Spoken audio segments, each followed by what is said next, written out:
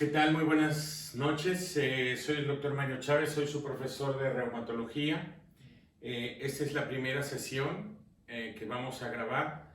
La idea es grabar las sesiones para que los dos grupos que están cursando el octavo de reumatología lo puedan revisar y las sesiones las dejemos una o dos veces por semana para dudas. Mañana nos vamos a conectar para que ustedes vean esto, resolvamos algunas dudas y definamos cómo va a ser el transcurso del curso. Por ahorita, lo que nos indica la universidad es que esto será de manera en línea. Anamnesis en reumatología es un tema muy importante. Yo pertenezco a la Sociedad Española de Reumatología y se tiene el plan docente de reumatología. Está dirigido al pregrado y les voy a pedir de favor que no compartan esta clase. Se va a quedar en una página de YouTube que se llama Reumatología UAA y la pueden ver en cualquier momento, revisarla, no compartirla porque hay derechos reservados. Y bueno, entrando a lo que es la anamnesis en reumatología, es muy importante que en cualquier materia, sobre todo siendo materias clínicas, sepamos muy bien dirigir el interrogatorio a nuestros pacientes y hacer una exploración física completa. Lo que predominantemente llevará a los pacientes a nuestra consulta, a nuestro consultorio, son el dolor, la rigidez, el aumento de volumen o la inflamación y la limitación de la movilidad.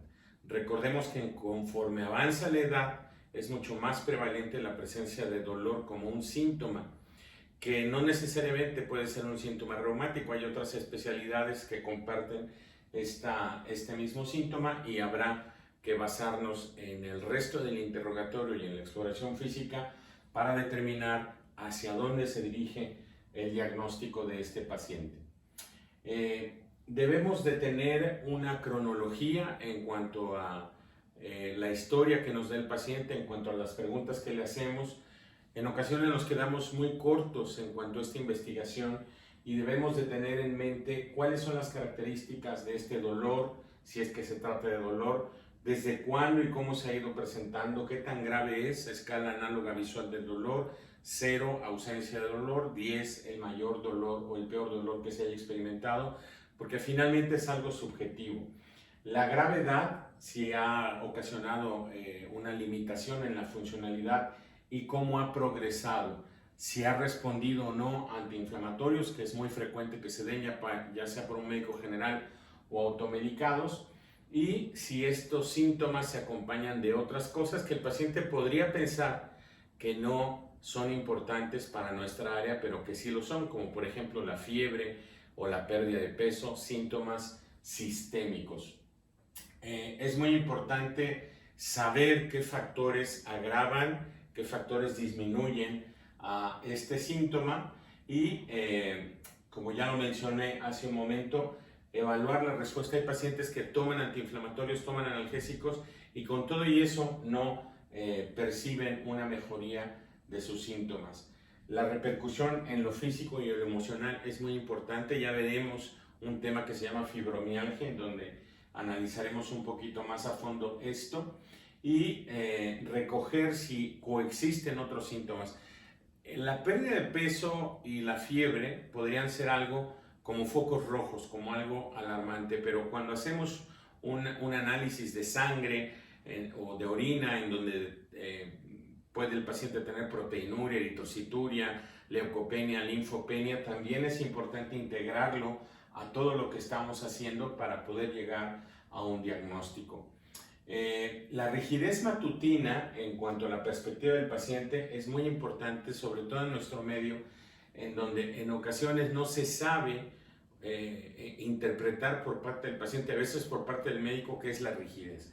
La rigidez, lo he dicho en otras clases, es esta sensación de estar tullido, tieso, rígido, entumido, adolorido, y esos son sinónimos que el paciente puede entender mucho mejor y puede ayudarnos a integrarlo a nuestra historia clínica. Y además, ¿cuánto tiempo le dura a partir de que se despierta? Esta rigidez generalmente la preguntamos a partir de cuando se despierta el paciente, cuando abre el ojo, aunque también puede haber rigidez cuando el paciente está mucho tiempo en una posición, la rigidez post-reposo, que es muy característica de la artrosis, y la rigidez matutina, que es muy característica, sobre todo si es de más de 30 minutos, en la artritis reumatoide.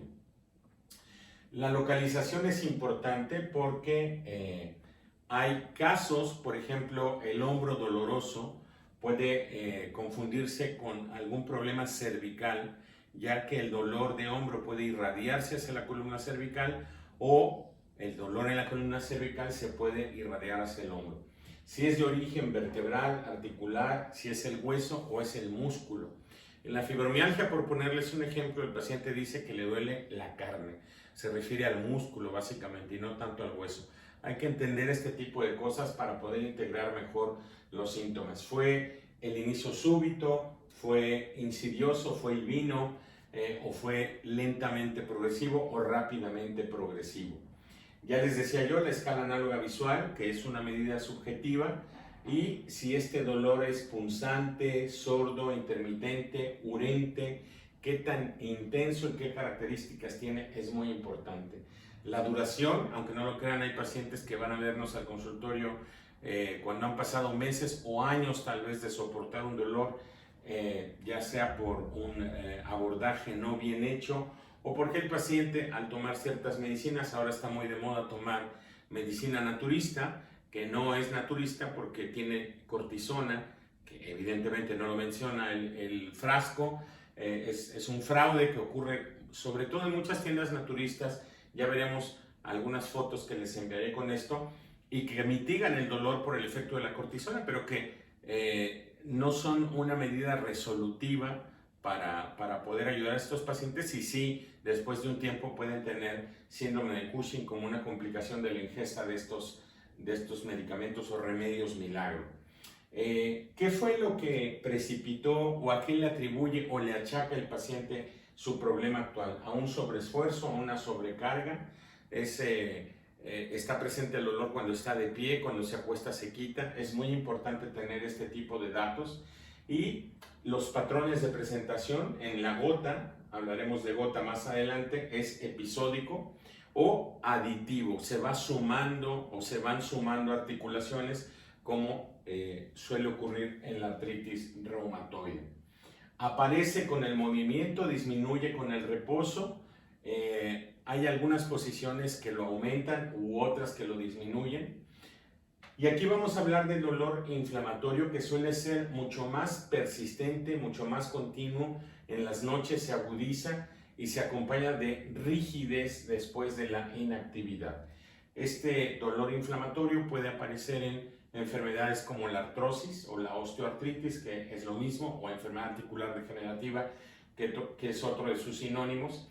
Y debemos aprender a diferenciar del dolor mecánico que aparece durante el descanso nocturno con los cambios de posición en pacientes adultos mayores que tienen artrosis avanzadas, o si le duele a este paciente la cara lateral de la pierna, que esto sería compatible con una trocanteritis o una bursitis trocantérica, sobre todo cuando el paciente le cuesta trabajo moverse y está mucho tiempo en la posición de cúbito lateral, ya sea de un lado o del otro del cuerpo. Esto de la localización, les dije hace rato, por ejemplo, y pongo como ejemplo el hombro, porque el hombro doloroso, cuando se lesiona el manguito rotador, puede tener tres irradiaciones el dolor. Una es hacia la cara lateral del brazo, la otra hacia el omóplato y la otra hacia el cuello. Y ha habido pacientes que han operado del cuello porque se les hace una resonancia y tienen algún problema que aparentemente es radicular, y lo que tenían realmente era un desgarro en el manguito rotador.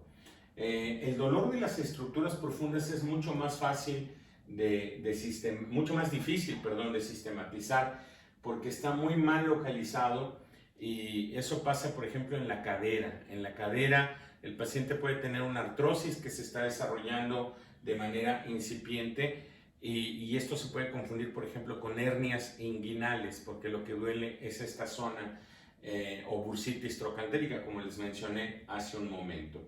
el dolor visceral que se manifiesta en las partes, es profundo, pero se manifiesta en las partes más superficiales, también se podría confundir con un dolor de tipo músculo-esquelético.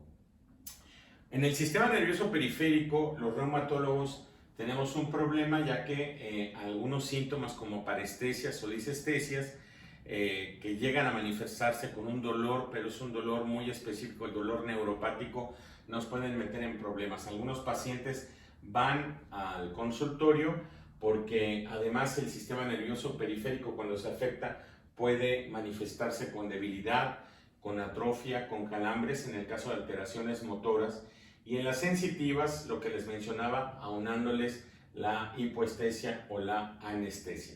Puede haber alteraciones vasomotoras, neurovegetativas, con hipertermia, vasodilatación, acrocianosis, que se podría confundir, por ejemplo, con el fenómeno de Raynaud, este fenómeno en el cual hay un vasculoespasmo que generalmente es porfírico por estrés, que se manifiesta en pacientes con lupus, pero no olvidemos que también puede ocurrir en enfermedades como de origen neural o de origen periférico. Las alteraciones que se observan son las neuropatías por atrapamiento que observamos los reumatólogos, el túnel del carpo y el túnel del tarso, así como radiculopatías que en ocasiones tenemos que referir con el neurólogo o con el neurocirujano. La tumefacción, esto es muy importante en el contexto de la reumatología, porque la tumefacción articular de un tendón o de una bursa está normalmente asociado al aumento de volumen de esta estructura y por supuesto que representa inflamación. Cuando es muy superficial, podemos detectarlo con nuestras manos, sobre todo en articulaciones muy pequeñas, pero cuando es profunda es mucho más difícil su detección. Observen estas manos, en estas manos se puede ver cómo esta articulación, por ejemplo, está inflamada. Hay una especie como de ensanchamiento, desde la punta se ensancha y luego parece hacerse un poquito más delgado, y esto nos indica que la articulación interfalángica proximal está inflamada. Cuando esto ocurre en todos los dedos, cuando se inflaman las muñecas, cuando se empiezan a ver un poquito menos abultados los interóseos, estamos ante un paciente o una paciente con artritis reumatoide, entre otras artropatías que ya veremos a lo largo del curso. El calor y el enrojecimiento indica inflamación, aunque no siempre están presentes. En la gota, por ejemplo, casi siempre están presentes estos datos, sobre todo cuando ocurre la podagra, que es la inflamación de la primera articulación metatarsofalángica, aunque este crisis o este ataque también puede ocurrir en los dedos de las manos, en las rodillas, en los codos, y se observa rojo y se palpa muy caliente, y en ocasiones cuando es un paciente con un problema crónico se puede observar la salida de material parecido a la pasta de dientes, en el caso de la gota. La rigidez, ya lo mencioné al principio, los sinónimos que utilizamos comúnmente en México son estoy tullido, estoy adolorido, estoy entumido. Eso lo va a entender más un paciente que si solamente hablamos de rigidez. La rigidez matutina en procesos inflamatorios sistémicos habitualmente es de más de 1 hora, y aunque la artrosis puede provocar rigidez, es de muy cortita duración, 5, 10, máximo 15 minutos, y con la otra característica que les mencioné, que es después de un periodo de reposo.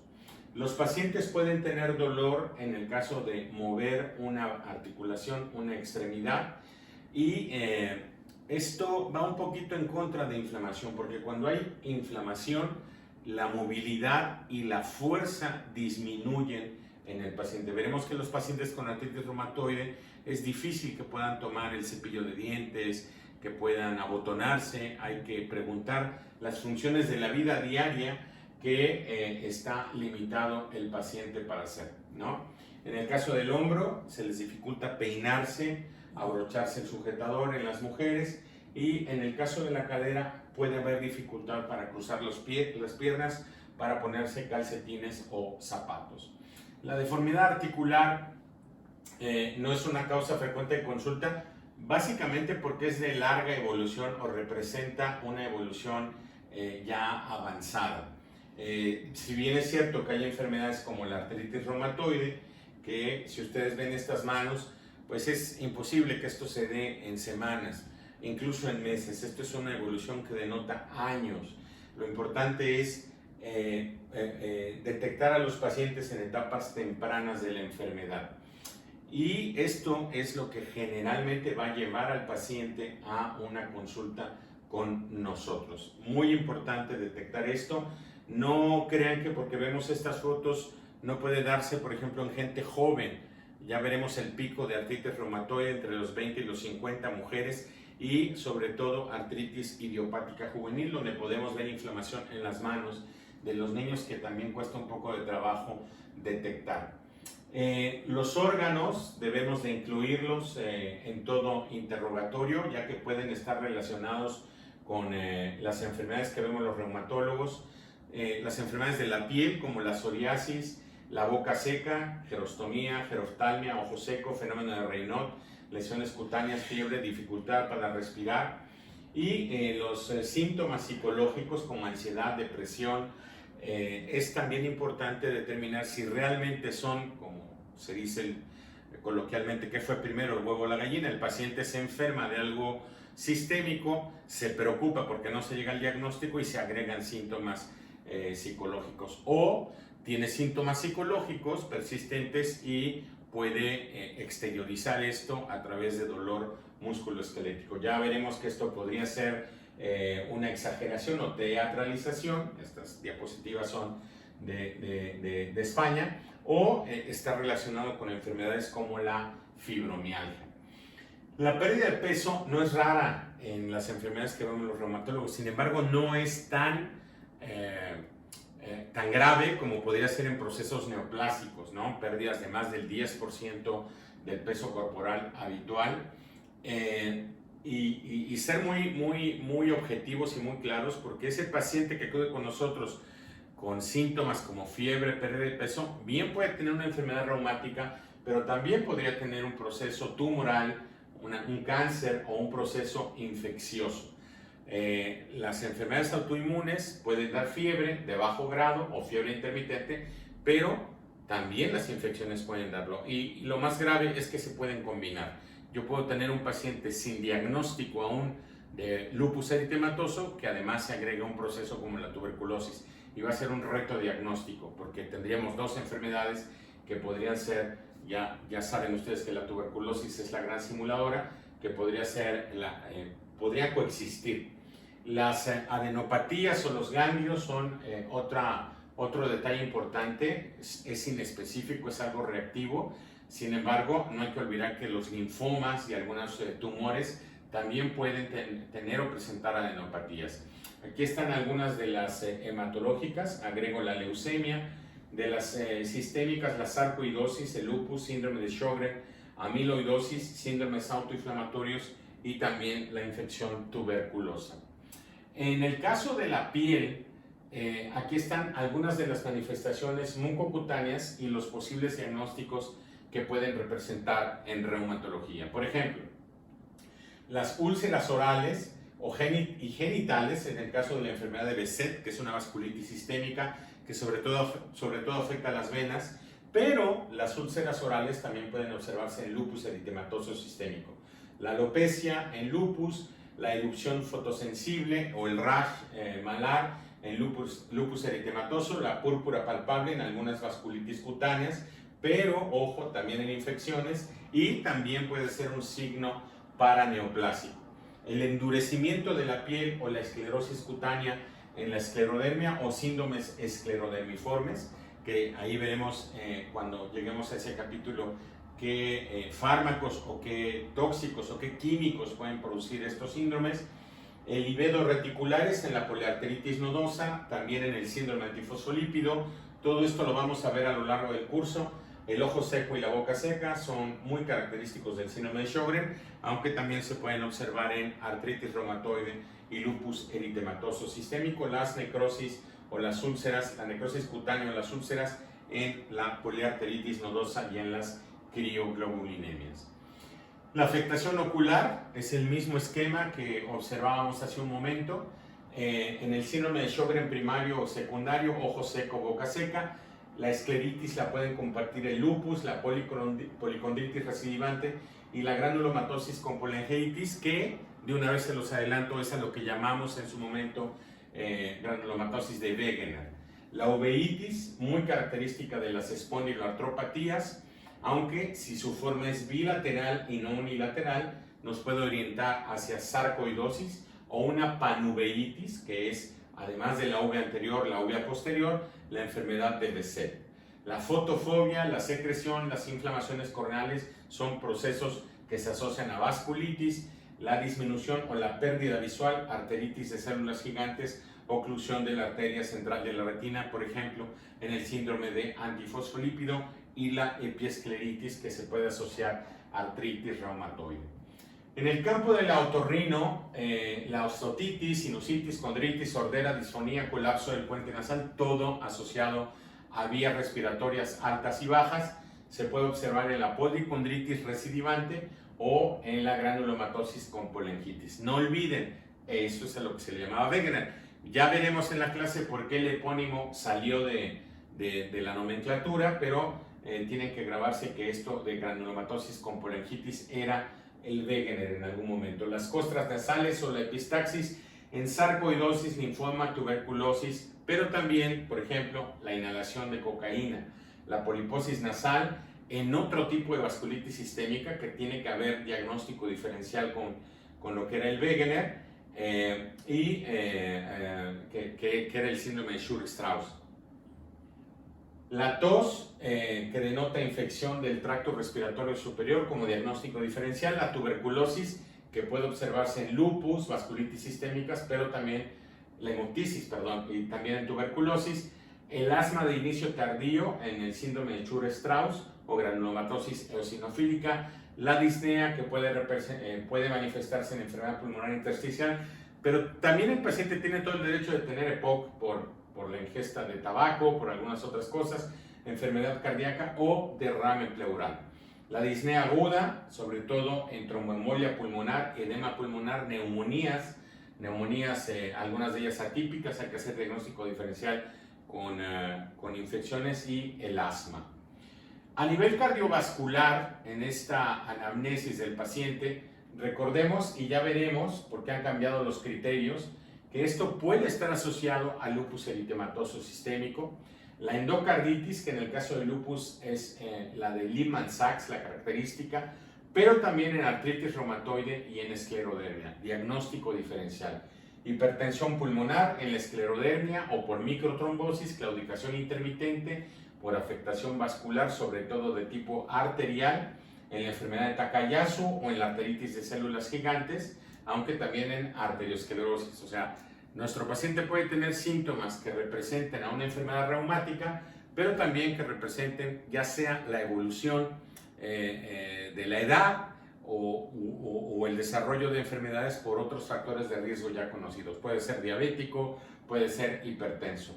El fenómeno de Raynaud, que lo veremos asociado muchas veces al lupus, puede haber una forma primaria y una forma secundaria, aunque en policitemia vera algunos fármacos y como síndrome paraneoplásico también puede estar presente, y lo característico, trombosis arteriales o venosas en el caso de antifosfolípido, en el caso de enfermedad de Behçet, vasculitis o en el síndrome de Horton. En el caso de la afectación gastrointestinal, la diarrea por algún problema inflamatorio, aquí hay que hacer diagnóstico con la enfermedad celíaca, por ejemplo, que es una enfermedad autoinmune y que es de difícil diagnóstico. Otras enfermedades autoinmunes sistémicas pueden provocarlo. Descartar infección y mala absorción, disfagia, muy característico de la esclerodermia o esclerosis sistémica progresiva, al igual que la alteración de la motilidad intestinal y los sangrados de tubo digestivos, que pueden tener un origen tumoral o una vasculitis como la poliarteritis nodosa. El aparato urogenital también puede verse afectado, y hay insuficiencia renal en los casos de lupus eritematoso sistémico. Estos pacientes pueden acudir con nosotros de manera temprana, podemos ser interconsultados por un nefrólogo y cuando esto avanza rápidamente, una glomerulonefritis rápidamente progresiva, bueno, el paciente por supuesto que tiene un síndrome urémico, lo importante es detectarlos de manera temprana, cuando tienen proteinuria, cuando tienen hipocomplementemia en el caso de lupus eritematoso sistémico. Síndrome nefrótico, hay edema, hay disnea, la nefritis aguda, en donde lo característico es la hematuria, no tantas veces macroscópica como microscópica, y la hipertensión arterial. Recordemos que un riñón isquémico habitualmente o generalmente se va a acompañar de cifras de tensión arterial elevada. Y ahí entran estos diagnósticos, la glomerulonefritis proliferativa focal, característica de lupus, ya lo veremos en el apartado de lupus, la segmentaria, la vasculitis por IgA, la poliarteritis nodosa y las vasculitis asociadas a ANCAS, que serían las C-ANCAS y los P-ANCAS. Ya hablaremos de esto en el tema de vasculitis. El sistema nervioso también es un territorio en el que puede haber cefalea, dolor de cabeza, en el caso de la arteritis de células gigantes, rigidez cervical, fotofobia y alteraciones cognitivas. Pues el diagnóstico diferencial inicialmente es la meningitis o la encefalitis, que pueden acompañar, no necesariamente son infecciosas, en su mayoría lo pueden ser, pero acompañan a síndromes como el lupus eritematoso sistémico. Accidentes cardiovasculares en pacientes jóvenes entran a un protocolo, jóvenes por debajo de 40 años, entran a un protocolo de lupus, síndrome antifosfolípido, émbolos cardíacos, enfermedad de Behçet, vasculitis, sarcoidosis o procesos infecciosos, la debilidad muscular, que generalmente suele ser proximal y simétrica, de las miopatías inflamatorias idiopáticas, la mononeuritis múltiple, que se puede manifestar por pie caído o mano caída, también el síndrome antifosfolípido y lupus eritematoso sistémico, la encefalitis, que nos puede orientar hacia el síndrome de Sjögren, y la meningitis aséptica de lupus, pero también hay algunos fármacos antiinflamatorios no esteroideos que producen meningitis aséptica. Para nosotros es muy importante el antecedente de cirugía o el antecedente de problemas de tipo reumático, artritis reumatoide, lupus, en familiares de primero y segundo grado. Hay que preguntarlo. Hay ciertos genes que se pueden manifestar en las familias y estar asociados a el desarrollo de enfermedades autoinmunes sistémicas. Los hábitos tóxicos como el tabaquismo está demostrado que es un factor de riesgo para varias enfermedades, sobre todo lupus y artritis reumatoide. Prácticas de riesgo, sobre todo sexuales, hay algunas enfermedades de transmisión sexual que se pueden asociar a enfermedades autoinmunes sistémicas o artritis reactivas, por ejemplo. ¿Qué tratamiento está tomando el paciente? Hay algunos antineoplásicos que se asocian a debilidad muscular, las estatinas se asocian a debilidad muscular, algunos tratamientos para el acné se asocian a manifestaciones articulares, las alergias a fármacos sobre todo. Me voy a regresar un poquito, la ciprofloxacina se asocia a afectación tendinosa, puede haber rupturas, por ejemplo el tendón de Aquiles cuando se toma ciprofloxacina. ¿Qué tolerancia se tiene a los antiinflamatorios? Porque es una de las herramientas que más vamos a utilizar. ¿Y qué actividades desarrolla el paciente? A veces no es suficiente saber que trabajan en una oficina. Ese paciente puede tener como hobby subir montañas, practicar ciclismo, cosas así que también nos pueden ayudar a distinguir qué síntomas son por lo que hace, por lo que vive día a día, y qué síntomas son por la enfermedad que se está desarrollando en este paciente.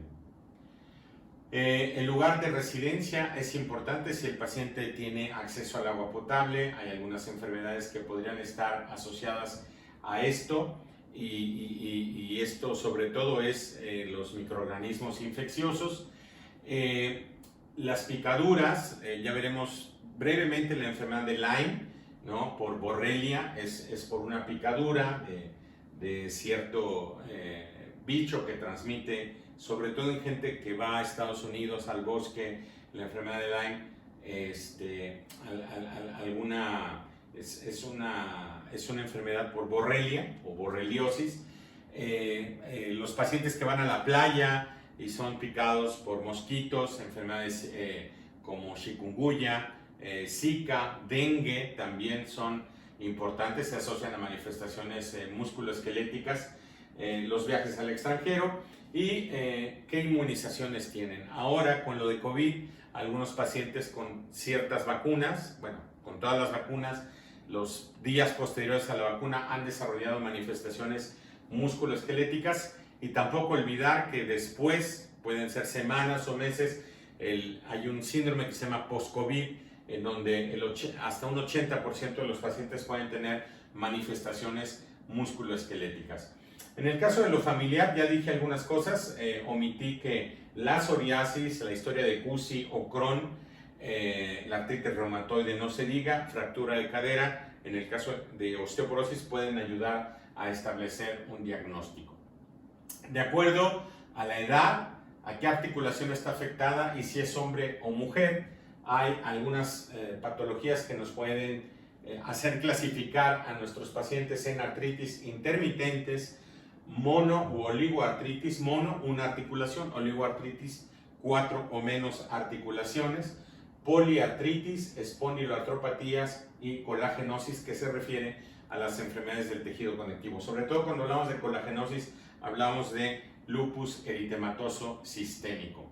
En el caso de las artritis intermitentes, vamos a ahondar en ellas cada vez que hablemos de una de estas enfermedades, pero en la gota, que probablemente sea de las más representativas, las crisis son muy agudas, despiertan a los pacientes, sobre todo de madrugada, en miembros inferiores. Son pacientes que tienen ingesta de alcohol, a veces previo al ataque, son obesos, son hipertensos, pueden desarrollar tofos a partir de 10 años de padecer la enfermedad, pero en una crisis aguda el dolor es muy intenso, excruciante se le llama. Y hay otra enfermedad muy parecida a la gota, de hecho le llamamos pseudogota, que es la condrocalcinosis, ya en gente arriba de los 50, 60 años asociado a la artrosis, pero podemos ver las clasificaciones de estos pacientes en una radiografía normal. Y así está el reumatismo palindrómico, la enfermedad de Whipple, pueden hacer capturas de pantalla y pueden revisar, revisar cada una de estas enfermedades, pero me interesa la artritis reactiva, que se compone de uretritis, diarrea, conjuntivitis, antes de desarrollar el episodio articular.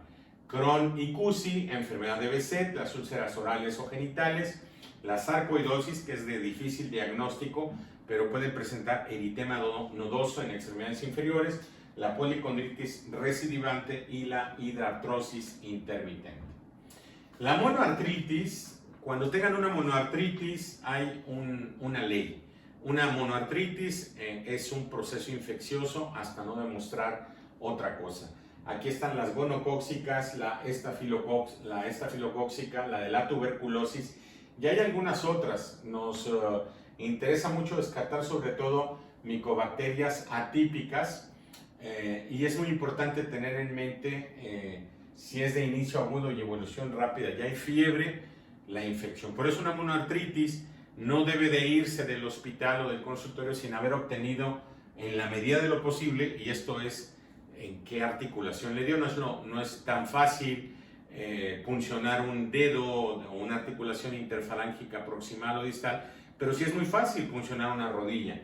Entonces debemos de mandar el líquido a revisar. La traumática, el paciente siempre nos va a decir, hay que insistirle mucho en este antecedente de haberse pegado. Las espondiloartropatías, ya lo veremos en espondilitis anquilosante, pueden tener monoartritis, pero hay que descartar, al igual que en los niños, un proceso infeccioso, y esto se logra con el líquido. No hay estudios de imagen que nos den una garantía de que estamos ante un proceso infeccioso versus inflamatorio. La hemartrosis, la artrosis tumoral y la sinovitis transitoria. Las poliartritis las dividimos en periféricas poliarticulares, pauciarticulares, que es lo mismo que oligoarticulares, y con compromiso axial. Empezaré con estas, las que tienen compromiso axial, axial se refiere a la columna vertebral, está la espondilitis anquilosante, a la espalda, vaya, el síndrome de Reiter, las enteropáticas y la psoriásica. Pero también enfermedades como la psoriasis podrían ser asociadas a enfermedades pauciarticulares u oligo, 4 o menos articulaciones. Está el Reiter, la psoriasis, la Neisseria, las bacterianas, la endocarditis, los cristales que son gota, urato monosódico, y condrocalcinosis, que es pirofosfato cálcico, las enteropáticas que comparten, y las poliarticulares que son de artritis reumatoide, lupus eritematoso, las virales y también algunas formas de artritis psoriásica. Agudas, las más frecuentes, las virales, que se manifiestan por fiebre o exantema, y las microcristalinas, que se refieren sobre todo a gota y a pseudogota, y menos frecuentes, artritis reumatoide, Reiter, lupus, esclerodermia, enfermedad mixta del tejido conectivo, síndrome de RS3P, ya lo veremos, son acrónimos que se refiere a la presentación de artritis, sinovitis y edema con godete positivo, con fobia positiva. Eso es lo que quiere decir. La sarcoidosis, las postestreptocócicas y la artritis por fármacos. Tengan cuidado con esto porque cuando se piden antiestreptolicina sobre todo y se piensa en fiebre reumática, se confunde mucho con esto. Y sobre todo la fiebre reumática se ve en el contexto de los niños. Y están las crónicas, en donde entra la artritis reumatoide, la de los pacientes con espondilitis anquilosantes, que es asimétrica, que predomina en extremidades inferiores. La juvenil, ya veremos un capítulo de juvenil, con inicio poliarticular, factor reumatoide positivo, o de inicio sistémico, que suele ser factor reumatoide negativo. También, como lo vieron en la diapositiva anterior, algunas enfermedades pueden dar artritis aguda y crónica. Aquí están las como lupus, esclerodermia, miositis. En la miositis hay erupciones cutáneas, también en el lupus. La gotatofasia, las vasculitis y las infecciones por brucela, micobacteria, tuberculosis o lues, espiroquetas y parásitos. La poliartrosis, especialmente en las interfalángicas distales, en el caso de las manos. En las espondiloartropatías es muy importante estos antecedentes: psoriasis, UCI, Crohn, uveitis o parientes próximos con deformidad vertebral, sobre todo que estén encorvados. Es un dato característico de una larga evolución de espondilitis anquilosante. Si hay o no manifestaciones asociadas, la dactilitis es una manifestación, una hinchazón del dedo o dedo de salchicha. Si ha habido talalgia, porque esto representa una entesopatía. La entesis es esta zona en donde se unen ligamentos, músculos, tendones al hueso, y es muy característico de las entesopatías, aunque evidentemente también puede ser algún problema mecánico. Ya veremos algunas fotos posteriormente de eritema nodoso, de pioderma gangrenoso, que son manifestaciones de estas espondilitis a nivel de piel. Las comorbilidades, aquí están las estatinas de las que les hablé hace un momento, sobre todo en el caso de la debilidad muscular. Antecedentes de inflamación periférica, cómo se ha dado esta evolución. Hay algunos pacientes que han sido vistos por traumatólogos y no se tiene un diagnóstico, pero sí se trata al síntoma cuando se presentó. A veces van primero al traumatólogo porque se hincha mucho una rodilla, piensan que es un problema mecánico, y con el paso de los años o de los meses, pues no, mediante la exploración y el interrogatorio determinamos que se trata de un problema sistémico, como una espondiloartropatía que se fue presentando en episodios. Y el dolor axial es muy importante, el dolor de espalda, el dolor de columna, porque este se asocia a rigidez, y la rigidez de las espondiloartropatías, aunque es muy parecida a la de la artritis reumatoide, suele mejorar conforme el paciente desarrolla actividades, o sea, mejora con la actividad o mejora con el ejercicio. Los antecedentes familiares de enfermedad sistémica son muy importantes. Tengo familias que tienen 1, 2, 3, hasta 4 integrantes con lupus, por ejemplo, pero pueden compartir enfermedades. Tengo familias en donde dos hermanas tienen lupus, la mamá tiene dermatomiositis, una prima hermana tiene artritis reumatoide. Entonces, esto es muy importante. Si existe la duda, creo que mi mamá, creo que mi prima, hay que verificarlo, hay que dejárselo de tarea al paciente. Las artralgias, artritis que son simétricas y en manos, también en extremidades inferiores, se pueden presentar en el lupus, en la enfermedad mixta del tejido conectivo, cuando existan antecedentes de abortos de repetición, hay que pensar en síndrome antifosfolípido, cuando exista conjuntivitis, ojo seco, boca seca, pensar en síndrome de Reiter o en síndrome de Sjögren, sordera, vértigo, adenomegalias, todo sistema y aparato es muy importante para poder establecer un diagnóstico de enfermedad reumática. Hablaba yo hace un momento de los tóxicos inductores de enfermedad reumática. En el caso de la gota, no es que los diuréticos, el alcohol, la aspirina, las quimioterapias, tinturas con plomo produzcan gota, pero están asociadas a su agudización o exacerbación. El lupus inducido puede ser por anti-TNF, que son un grupo de fármacos antifactor de necrosis tumoral, pero lupus inducido o lupus por drogas, isoniazida, hidralazina, isoniazida, procainamida, un antiarrítmico, sulfasalacina, estatinas, minoxidilina, fenitoína. Los corticoides, las estatinas, algunos pacientes que toman colchicina para la gota, antimaláricos para el mismo lupus, pueden desarrollar una miopatía. Entonces debemos de tener esto en cuenta. El alcohol puede desarrollar miopatía, el golpe de calor.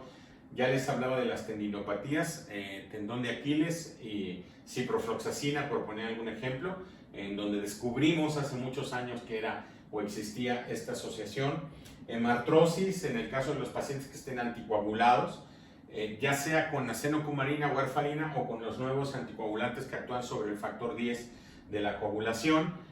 La esclerodermia por aceites, por polivinilos, por antiquimioterápicos o artritis febriles por prazosina, por ejemplo, un fármaco que se utiliza en hipertensos, beta-lactámicos o ácido solendrónico que se utiliza para osteoporosis. Tabaquismo, importantísimo señalar o recalcar que es un factor de riesgo y de mal pronóstico para artritis reumatoide, osteoporosis, espondiloartropatías y, aunque no se pone aquí, también para el lupus eritematoso sistémico. Como conclusión, la anamnesis es esta valoración completa por órganos y aparatos, que, bueno, pues sobra decirlo, aplica para todas las especialidades.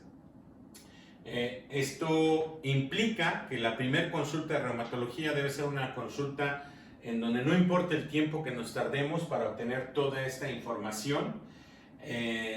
Y una buena anamnesis, y esto se los digo después de 20 años de ser reumatólogo, nos va a ahorrar muchos problemas, nos va a ahorrar muchos dolores de cabeza en el futuro. No lo hagan deprisa, es preferible diferir una consulta o ver al paciente en otro momento que hacer algo rápido que después nos va a llevar a solicitar estudios equivocados, a dar tratamientos que no son los adecuados.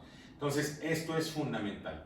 El que no sabe lo que busca no entiende lo que encuentra, como una frase para tratar de enfatizar este aspecto.